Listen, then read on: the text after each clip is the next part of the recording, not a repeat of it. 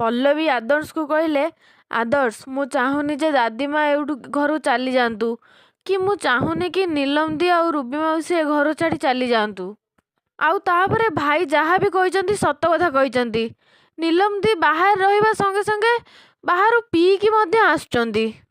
ଏବେ ଦାଦିମା ନିଲମ ଦିଦିଙ୍କ ଆସିବା ବାଟକୁ କେମିତି ଅନେଇକି ବସୁଛନ୍ତି, ଦେଖୁନ, ନିଜେ ଦେଖ।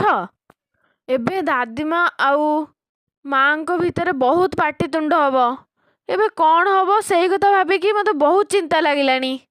ଆଦର୍ଶ କହିଲେ, ତମେ ବ୍ୟସ୍ତ ହୁଅନି ପଲ୍ଲବୀ, ଚାଲ ଆମେ ଦିଜଣ ଦାଦିମାଙ୍କ ସହିତ କଥା ହେବା। ମୋର ବିଶ୍ୱାସ ଆମେ ଦିଜଣ ଦାଦିମାଙ୍କୁ ବୁଝେଇଲେ ସେ ନିଶ୍ଚୟ ବୁଝିବେ।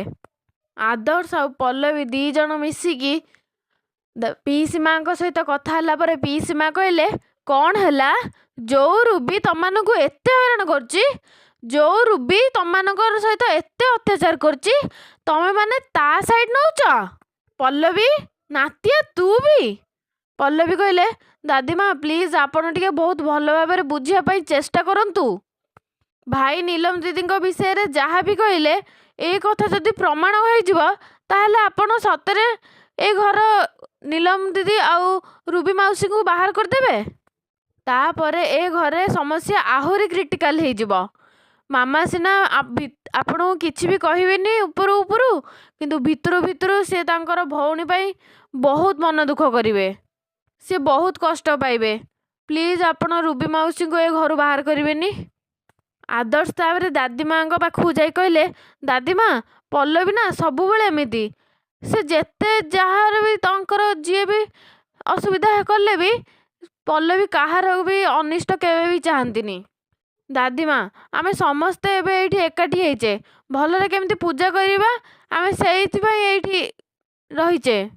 ଏବେ ଏତେ ଦିନ ପରେ ଦାଦା ଖୁଡ଼ି ଫେରି ଆସିଛନ୍ତି, ସେଇଥିପାଇଁ ଏ କଥାକୁ ଆଉ ଆଗକୁ ନ ବଢ଼ିବା ପାଇଁ ଏ କଥାକୁ ଏଇଠି ରଖିଦେବା ହିଁ ଭଲ ହବ। ତାପରେ ଦାଦିମା କହିଲେ, ଯଦି ଗୌରବର କଥା ମିଛ ହୁଏ ତାହେଲେ ମୁଁ ଏ ଘର ଛାଡ଼ି ଚାଲିଯିବି। ତମ ଦିଜଣଙ୍କୁ ଏଇଟା ଭଲ ଲାଗିବ କି? ପଲ୍ଲବୀ କହିଲେ, ନାଇଁ ଦାଦିମା, ଆମକୁ ଏ କଥା ଜମା ବି ଭଲ ଲାଗିବନି।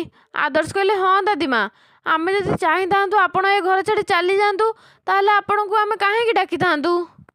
ପଲ୍ଲବୀ କହିଲେ, ଦାଦିମା, ଆମେ ଚାହୁଁଛୁ ଏ ଘରର ସମସ୍ତ ସମସ୍ୟାର ସମାଧାନ ଭଲରେ ଭଲରେ ହେଇଯାଉ, କୌଣସି ଅଶାନ୍ତି ନ ହଉ।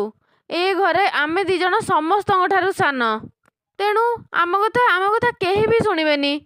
କିନ୍ତୁ ଆପଣ ତ ସମସ୍ତଙ୍କ ଠାରୁ ବଡ଼, ଆପଣ ଚାହିଁଲେ ସବୁ କିଛି ଠିକ୍ କରିପାରିବେ। ଆପଣ ହିଁ ଏ ଘରକୁ ବହୁତ ଭଲ ଭାବରେ ସମ୍ଭାଳି ପାରିବେ। ତାପରେ ଦାଦିମା କହିଲେ, ହେ ଭଗବାନ, ଏଇ ଘରେ ଆଉ କ'ଣ କ'ଣ ଦିନ ଦେଖିବାକୁ ପଡ଼ିଲା। ଯେଉଁମାନେ ଘରର ସାନ ସେମାନେ ହିଁ ସବୁଠାରୁ ସବୁକିଛି ବୁଝୁଛନ୍ତି, ଆଉ ଯେଉଁମାନେ ସବୁଠାରୁ ବଡ଼ ସେଇମାନଙ୍କୁ ବୁଝିବା ପାଇଁ ଲୋକ ଦରକାର। ଠିକ୍ ଅଛି, ମୁଁ ଏଇ ବିଷୟରେ ଚିନ୍ତା କରିବି।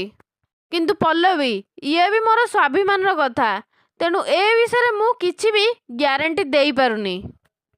ଆଚ୍ଛା ମୋତେ କହିଲ, ଏ ନିଲମ ଏତେ ରାତି ପର୍ଯ୍ୟନ୍ତ ବାହାରେ କାହିଁକି ରହୁଛି? ତା ଜୀବନରେ ଏମିତି କ'ଣ ଦୁଃଖ ରହୁଛି ଯେ ଯୋଉଥିପାଇଁ ସେ ଘର ଲୋକଙ୍କ ସହିତ ରହିବି ଖୁସି ହେଇପାରୁନି?